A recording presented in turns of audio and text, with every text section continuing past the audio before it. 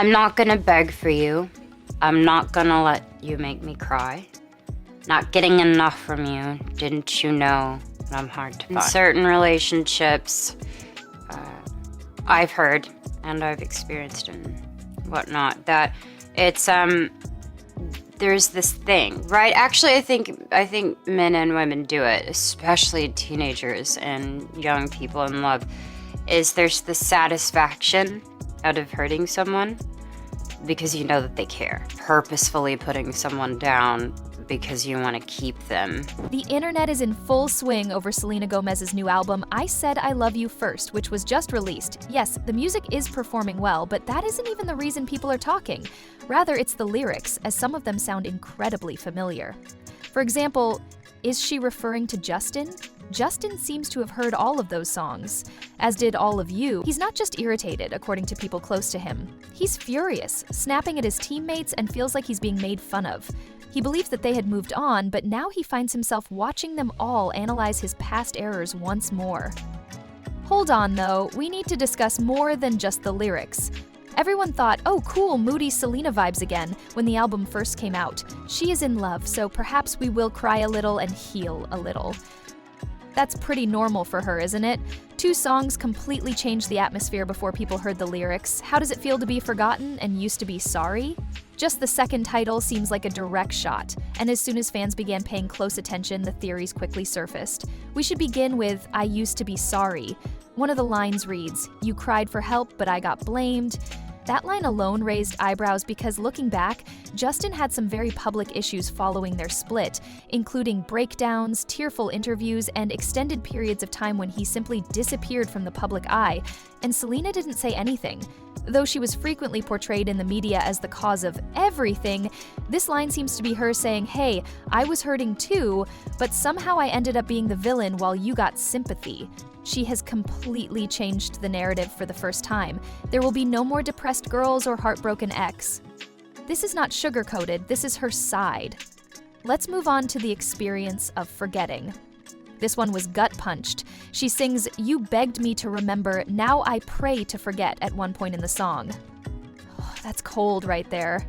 She seems to be finding her inner peace and releasing the emotional burden she has carried for years. Let's face it, Selena is aware of the fandom, how this works, and that people will make the connections, especially when the references are that specific, despite the fact that she never mentions names. Even after getting married to Hailey, Justin has openly expressed how much he loved Selena and how terrible their breakup was, so that line about someone pleading to be remembered strikes a particularly deep chord.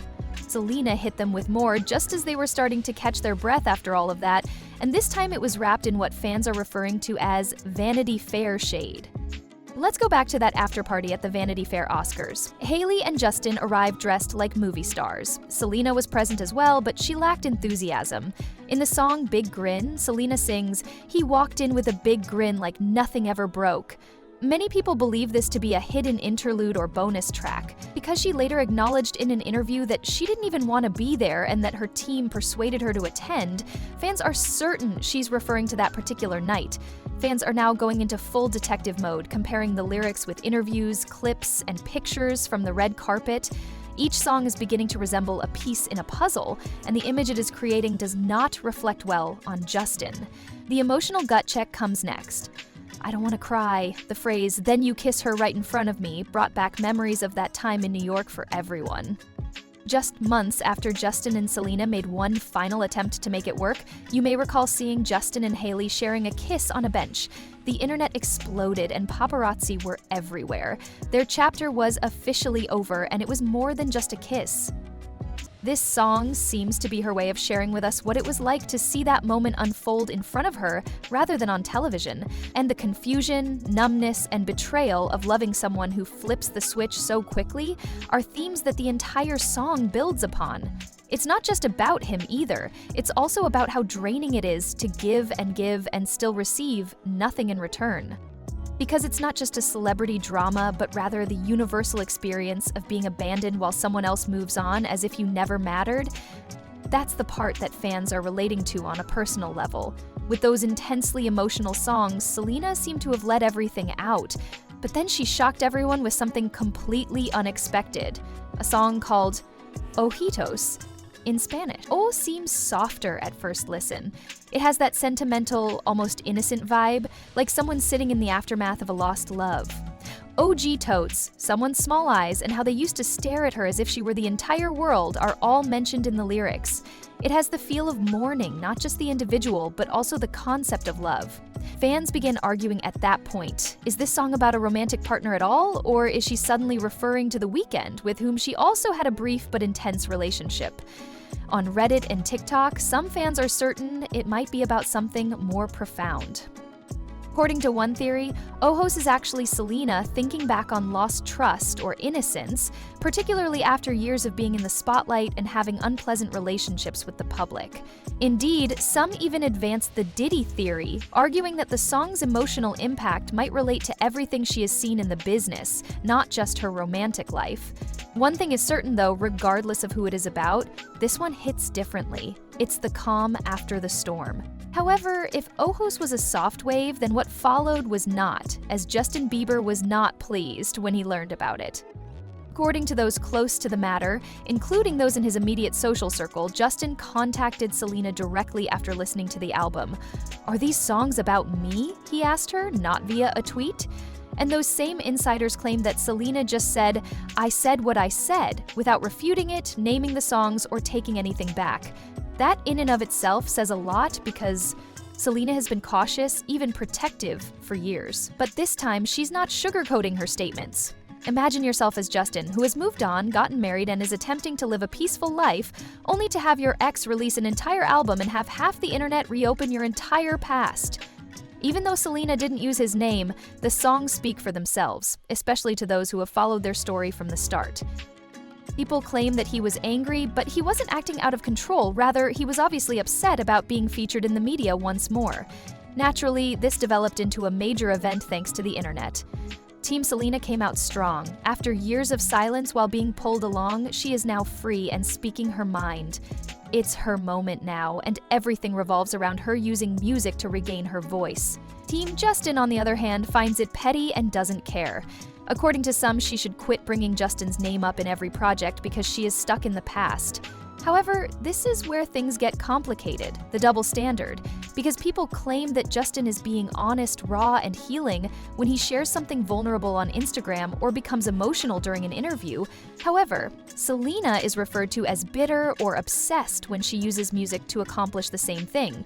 And that's what fans are really protesting. Why is it acceptable for men to process in public, but suddenly problematic for women? Regardless of whether you support Selena or Justin, the response to this album is revealing more than just past hurts. It's demonstrating how people evaluate artists differently based on their identity and the way they communicate their suffering. However, is this merely a new chapter in a story that will not end, or is this actually the end of their story? Even so, Selena has stated in interviews that not all of the album's songs are about Justin. She knew what she was doing, let's face it. Fans will continue to seek connections because of the lyrics' writing style, the feelings they convey, and the release date. Selena and Justin weren't just any celebrity couple, and with good reason. They were the couple of a whole generation. The Disney princess and the teenage hottie, the on-again, off-again roller coaster that influenced many people's perceptions of love and heartbreak in real time. Because that relationship was public and extremely emotional for both of them, people will assume that whenever Selena sings about betrayal, regret, or emotional whiplash, it's about Justin. The problem is that even when they aren't talking, they are still communicating through songs, posts, interviews, and purported nods. For example, when Justin released Ghost, many assumed it was about Selena, particularly because of the line, "If I can't be close to you, I'll settle for the ghost of you." Now fast forward to Selena's most recent album, and it seems like a full circle moment. She's responding with introspection rather than rage. It seems as though they have been exchanging musical letters for years, but are we at the end of it all? Definitely not. Their fans remember everything, and their story is ingrained in pop culture history, even if they never speak again. Everything is now part of the legend, from the adorable Instagram tributes to the messy unfollows, from unexpected sightings in coffee shops or churches to moments on the red carpet. The fact that they were each other's first lovers makes it even more difficult to end this chapter, and even when it breaks, that kind of bond leaves a mark. Selena claimed that she had previously experienced the most severe heartbreak imaginable and that it took years for her to recover. Even though they aren't picking at new wounds, they are still processing, reflecting, and using music as therapy because Justin acknowledged that he struggled with confusion and guilt at the same time. Ultimately, Selena and Justin have experienced a great deal, both publicly and emotionally. Imagine being asked to explain your most agonizing moments all the time after they are broadcast to the world. Perhaps Selena is using these songs to finally let go of a part of herself that has been burdened for too long, rather than to reopen old wounds. Perhaps this is released. Perhaps she is not seeking retribution. Here's the real question though. What are your thoughts? Is Selena releasing herself, or is she still holding on? Is she bringing up old topics once more, or was Justin being overly sensitive? This album undoubtedly sparked a lot of discussion, so jump into the comments,